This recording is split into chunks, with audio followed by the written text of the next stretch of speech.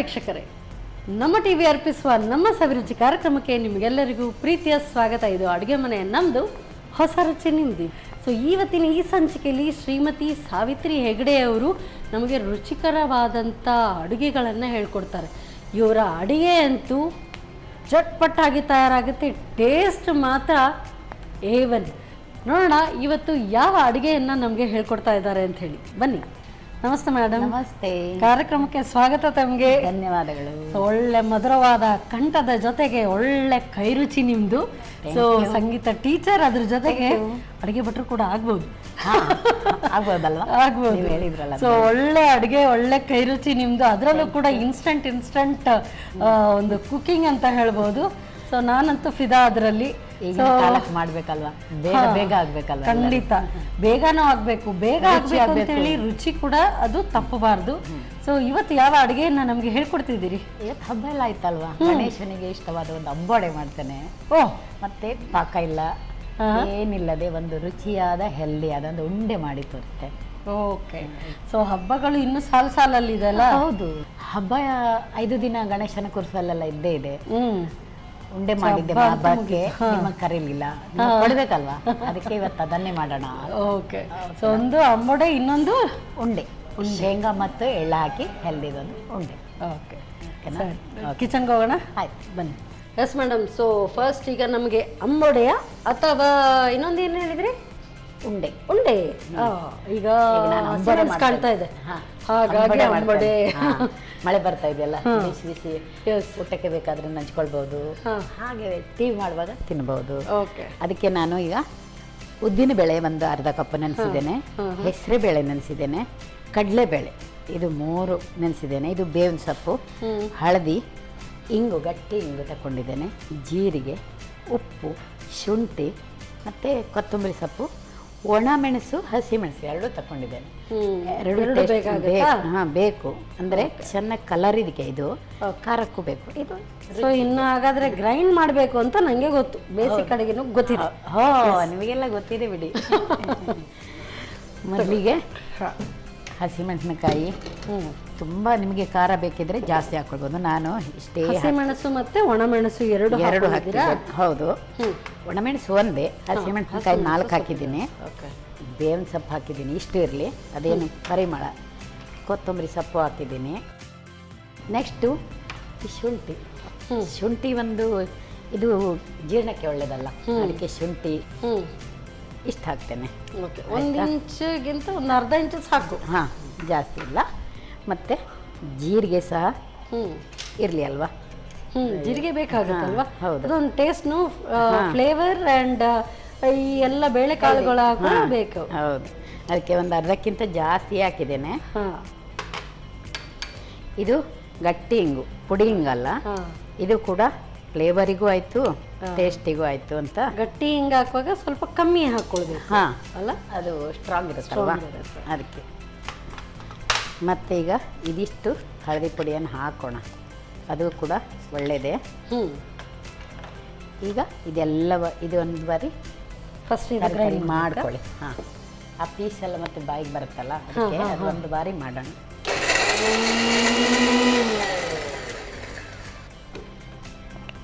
ಈಗ ಇದೆಲ್ಲ ಆಯ್ತಲ್ವಾ.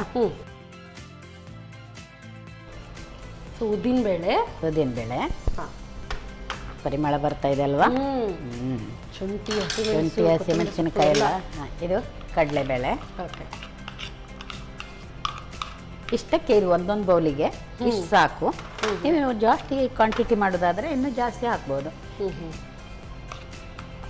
ಇದಕ್ಕೆ ಕಡಿಮೆ ಹೆಚ್ಚಾಯಿತು ಅನ್ನಂಗಿಲ್ಲ, ನೀವು ಜಾಸ್ತಿ ಹಾಕಿದಾಗೆ ಚೆನ್ನಾಗಿ ಟೇಸ್ಟ್ ಕೊಡುತ್ತೆ. ಅಂದರೆ ಈ ಬೇಳೆಕಾಳುಗಳ? ಹೌದು. ಅಂದರೆ ಅದು ಇದು 3 ಕೂಡ ಸಮ ಪ್ರಮಾಣವಾ ಹೇಗೆ? ಸಮ ಪ್ರಮಾಣವೇ ಹಾಕಿದ್ದೇನೆ. ಮತ್ತು ಈಗ ಇದಕ್ಕೊಂದು ಚೂರು ಯಾವುದಾದ್ರೂ ಉಪ್ಪಿಗಿಂತ ರುಚಿ ಇಲ್ಲಲ್ಲ, ಹಾಗಾಗಿ ಉಪ್ಪು ಒಂದು ಚೂರು ಹಾಕುವ, ಇಷ್ಟು ಸಾಕು. ತರಿಯಾಗಿ ರುಬ್ಬಿಕೊಳ್ಬೇಕು.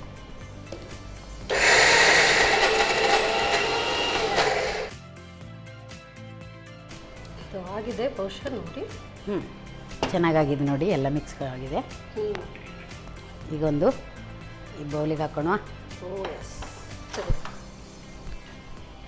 ನೀವು ಬೇಕಾದರೆ ಕೆಂಪು ಮೆಣಸನ್ನೇ ಹಾಕ್ಬೋದು, ಆದರೆ ಇದು ಹಸಿಮೆಣಸಿನಕಾಯಿ ತುಂಬ ಟೇಸ್ಟ್ ಕೊಡುತ್ತಲ್ಲ, ಅದಕ್ಕೆ ನಾನು ಹಸಿಮೆಣಸಿನಕಾಯಿ ಹಾಕಿದ್ದೀನಿ. ಆಯಿತಾ? ಇದೇನಿದು ಡೀಪ್ ಫ್ರೈಯಾ? ಡೀಪ್ ಫ್ರೈ ಡೀಪ್ ಫ್ರೈ ಮಾಡೋಣ. ಹಾಗಾದರೆ ಆಯಿಲ್ ಇಟ್ಬಿಡ್ಲ? ಇಡಿ, ಕಾಯಬೇಕಲ್ವ, ಬಿಸಿ ಆಗಬೇಕು.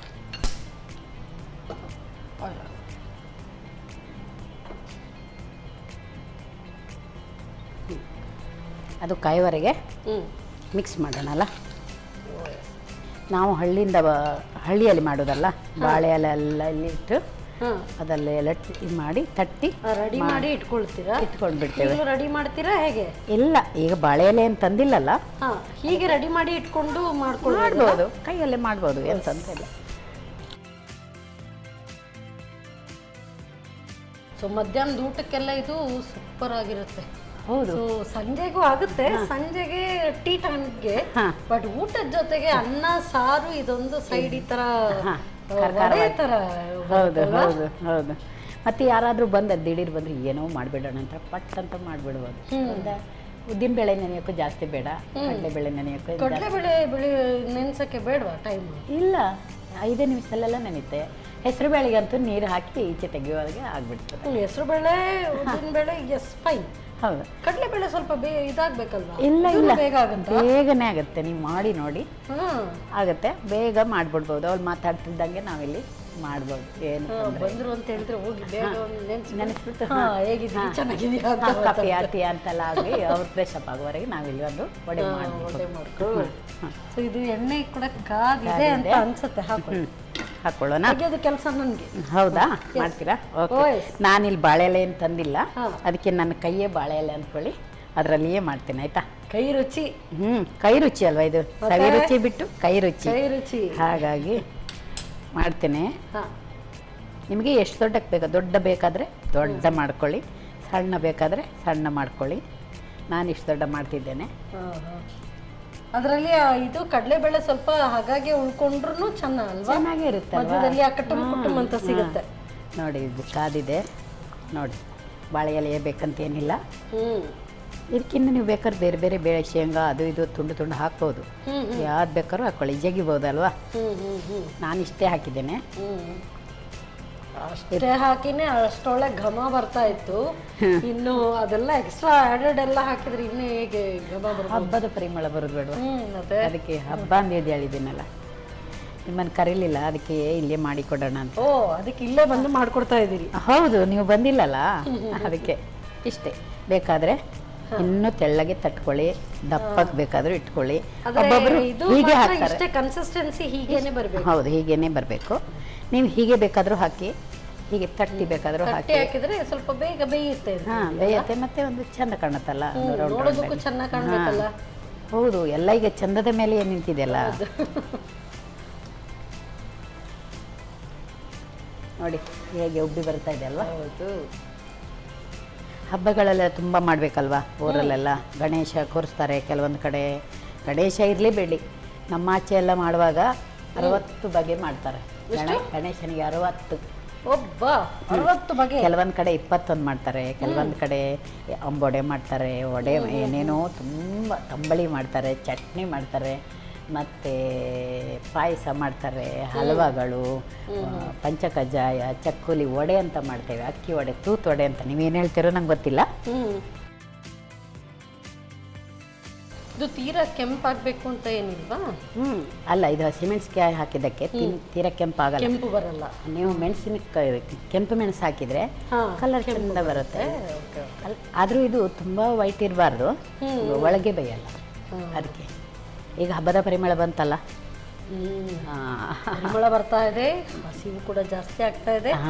ಇದೆಲ್ಲ ಅಂಬಡೆ ಇದನ್ನೆಲ್ಲ ಮಾಡುವಾಗಿದೆ ಅಲ್ವಾ? ಬೇಗ ಬೇಗ ಜಾಸ್ತಿ ಆಗುವುದು. ಗಣೇಶ ಬೇಗ ಬರ್ತಾನಲ್ಲ ಈ ಥರದ್ದೆಲ್ಲ ಮಾಡಿದರೆ. ಎಸ್, ನಮ್ಮೊಳಗಿನ ಗಣೇಶವು ಕೂಡ ಬಂದ್ಬಿಡ್ತಾನೆ. ಅದೇ, ನಾವು ಅಂಬಡೆ ಅಂತೇವೆ, ಇಲ್ಲಿ ಚಟ್ಟಂಬಡೆ ಅಂತಾರೆ, ಒಂದೊಂದು ಕಡೆ ವಡೆ ಅಂತಾರೆ, ಒಂದೊಂದು ಕಡೆ ಒಂದೊಂದು. ನಾನು ಅಂಬೊಡೆ ಅಂದೆ. ನೋಡಿ, ಇದು ಉದ್ದಿನ ಬೇಳೆ ಎಲ್ಲ ಹಾಕಿದ್ದಕ್ಕೆ ಚೆನ್ನಾಗಿ ಉಬ್ಬಿದೆ ಅಲ್ವಾ? ಒಳಗೆ ಸಾಫ್ಟ್ ಇರುತ್ತೆ ಬಹುಶಃ. ಹಾಂ, ಒಳಗೆ ಸಾಫ್ಟು, ಹೊರಗಡೆ ಕ್ರಿಸ್ಪಿ ಆಗಿದೆ. ಬೇಯ್ತಾ ಬಂತು. ತೆಗಿಯೋದಾ ನಾನು ತೆಗಿಯೋದಕ್ಕೆ ರೆಡಿ ಪ್ಲೇಟ್ ಇಟ್ಕೊಂಡು ಕಾಯ್ತಾ ಇದ್ದೀನಿ. ಆಯ್ತಾಯ್ತು, 2 ನಿಮಿಷಕ್ಕೆ ಕೊಡ್ತೇನೆ ಈಗ. ನನಗೆ ತುಂಬ ಅವಸರ ಆಗ್ತಾ ಇದೆ ಈಗ ಅಲ್ಲ. ಹೌದಾ, ತಿನ್ಲಿಕ್ಕೆ ಆಗ್ತಾ ಇದೆ. ಅದು ನಾನು ಆಗಲೇ ಹೇಳಿದೆ ಅಲ್ವಾ, ಹಾಂ, ಅರೋಮ ಬರ್ತಾ ಇರುವಾಗ ಘಮ ಘಮ. ಆ್ಯಕ್ಚುಲಿ ಇದನ್ನೆಲ್ಲ ಮಾಡುವಾಗ ಅಲ್ಲಿ ಕಾಯಿಸ್ತಾ ಇದ್ರೆ ಇಲ್ಲಿ ಒಂದೊಂದೇ ಖಾಲಿ ಆಗ್ತಾ ಇರುತ್ತೆ. ಸಿಹಿನೇ ಆಗಬೇಕು ಅಂತ ಇಲ್ಲ, ಇಲ್ಲ, ಪಾತ್ರೆ ಖಾಲಿ ಆಗಬೇಕು, ಇಲ್ಲಿ ಕರಿತಾನೆ ಇರಬೇಕು, ಅವಾಗ ಚೆನ್ನಾಗಿರುತ್ತಲ್ವಾ. ನೋಡಿ ಎಷ್ಟು ಗರಗರ ಗರಗರ ಅಂತ ಸೌಂಡ್ ಬರ್ತಾ ಇದೆ ಅಲ್ವಾ. ಗರಿ ಗರಿಯಾಗಿ ಆಗಿದೆ ಅಂತ ಅರ್ಥ. ಸೊ ಬಿಸಿ ಬಿಸಿ ಅಂಬಡೆ ರೆಡಿ. ಅಂಬೊಡೆ ರೆಡಿ. ಅಂಬೊಡೆ ನೋಡಿ, ದಿಢೀರಾಗಿ ಬಿಸಿ ಬಿಸಿ ಅಂಬೊಡೆ ತಿನ್ನಿ ಹೇಗಿದೆ ಅಂತ ಹೇಳಿ. Thank you madam. ಇನ್ನೇನು ಹೇಳೋ ಆಗಿಲ್ಲ. ಸೊ ಒಳ್ಳೆ ಘಮ ಬರ್ತಾ ಇದೆ. Thank you so much madam. So ಬಿಸಿ ಬಿಸಿಯಾದಂಥ ಆಂಬೊಡೆ ತಯಾರು. ಆಂಬೊಡೆ ಅಂದರೆ ಈ ಆಂಬೊಡೆ ಅಲ್ಲ, ಇದು ಚಟ್ ಅಂಬೊಡೆ. ಸೊ ರೆಡಿಯಾಗಿದೆ. ಹೇಗೆ ತಯಾರಿಸೋದು ಮತ್ತೊಮ್ಮೆ ನೋಡಿ. ಅಂಬೊಡೆ ತಯಾರಿಸುವ ವಿಧಾನ: ಮೊದಲಿಗೆ 4 ಹಸಿಮೆಣಸು, 2 ಒಣಮೆಣಸು, ಕರಿಬೇವು, ಕೊತ್ತಂಬರಿ ಸೊಪ್ಪು, ಅರ್ಧ ಇಂಚು ಶುಂಠಿ, ಅರ್ಧ ಚಮಚದಷ್ಟು ಜೀರಿಗೆ, ಹೀಂಗು, ಅರಿಶಿನ ಪುಡಿ ಹಾಕಿ ತರಿತರಿಯಾಗಿ ರುಬ್ಬಿಕೊಳ್ಳಿ. ನಂತರ ನೆನೆಸಿದ ಅರ್ಧ ಕಪ್ ಉದ್ದಿನಬೇಳೆ, ಅರ್ಧ ಕಪ್ನಷ್ಟು ಕಡಲೆಬೇಳೆ, ಅರ್ಧ ಕಪ್ ಹೆಸರು ಬೇಳೆ, ರುಚಿಗೆ ತಕ್ಕಷ್ಟು ಉಪ್ಪು ಹಾಕಿ ತರಿತರಿಯಾಗಿ ರುಬ್ಬಿಕೊಳ್ಳಿ. ಆ ನಂತರ ಚಿಕ್ಕದಾಗಿ ತಟ್ಟಿ ಎಣ್ಣೆಯಲ್ಲಿ ಹೊಂಬಣ್ಣ ಬರುವವರೆಗೂ ಕರಿಯಿರಿ. ಈಗ ಬಿಸಿ ಬಿಸಿಯಾದ ಅಂಬೊಡೆ ಊಟದೊಂದಿಗೆ ಸವಿಯಲು ಬಲು ರುಚಿ. ನಮ್ಮ ಟಿವಿ ಫೇಸ್ಬುಕ್ ಪೇಜ್ ನ ಲೈಕ್ ಮಾಡಿ, ಯೂಟ್ಯೂಬ್ ಚಾನೆಲ್ ನ ಸಬ್ಸ್ಕ್ರೈಬ್ ಮಾಡಿ. ನಮ್ಮ ಎಲ್ಲಾ ಯೂಟ್ಯೂಬ್ ವಿಡಿಯೋ ಅಪ್ಡೇಟ್ಸ್ಗೆ ಬೆಲ್ ಐಕಾನ್ ಕ್ಲಿಕ್ ಮಾಡಿ. ನಮ್ಮ ಟಿವಿ, ಕರಾವಳಿ ಕರ್ನಾಟಕದ ನಾಡಿಮಿಡಿತ.